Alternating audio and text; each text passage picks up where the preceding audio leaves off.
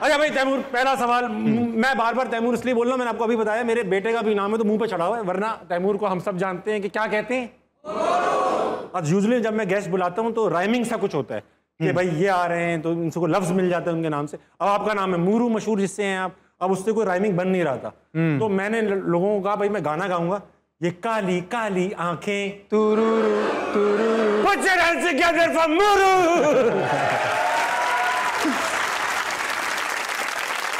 अच्छा पूरी ये बताएं कि अच्छा खासा इतना अच्छा नाम तैमूर सलाहुद्दीन, ऐसा लग रहा है कोई इलाके पे कब्जा करने आ रहा है बंदा, लेकिन फिर ये मूरू ऐसा क्यों, मूरू क्यों रखा आपने? आपको क्यों लगा कि मूरू ब्रांड नेम ज्यादा बड़ा बन सकता है? मेरे ख्याल से वालिद साहब की यही उम्मीद थी कि मैं किसी इलाके पे जाके कब्जा कर लूं, क्योंकि वो तैमूर लेम एक कॉन्करर थे, मुझे रशियन कॉन्करर, लिम था उनके हाथों, बिल्कुल लंगड़े थे, बिल्कुल ऐसे ही। तो वो उनने मेरे लिए मेरे नाम इसीलिए चूज किया था, वो चाहते थे मैं कॉन्कर करूं जाके चीजें, लेकिन असल में बहन जो तोतली थी बचपन में तो उसने तैमूर से मूल कहना शुरू किया, मूल से मूलू हुआ, मूलू से मूरू हुआ, और फिर सारे मूरू मूरू करते रह गए। तो कह रहे भाई बहन, अब बहन ने नाम रखा है बेसिकली आपका, अम्मी अब्बू ने तो बस छोड़ दिया।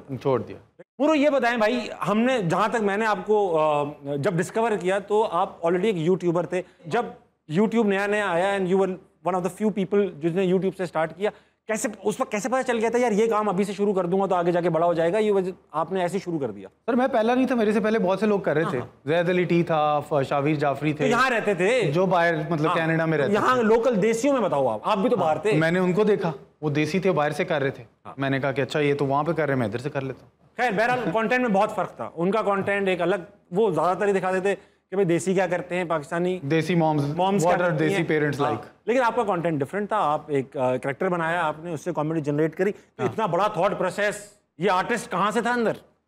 बचपन से सर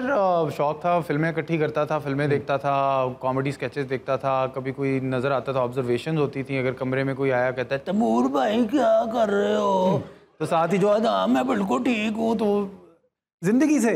जो इंस्पिरेशन मिलती थी उसको आर्ट में डाल देते थे। अच्छा एक सेगमेंट स्टार्ट किया तैमूर के ख्यालात, मूरू के ख्यालात हैं, अच्छा मैंने बड़े शौक से लगाया, इसमें गंदी गंदी बातें होंगी, मूरू के ख्यालात हैं, मगर उसमें तो कमाल बातें थी, ये सब इतनी फिलॉसफी, इतनी गहराई, इतना तदब्बुर, ये सब कहाँ से आ रहे हैं, कौन है जो पीछे है? सर मुझे तो तदब्बुर का मानी भी नहीं आता, होता नहीं आपने कौन आता, मुझे भी नहीं, मुझे लफ्ज आता है, वो बोल दिया, अब आप इसका जो भी मतलब समझो।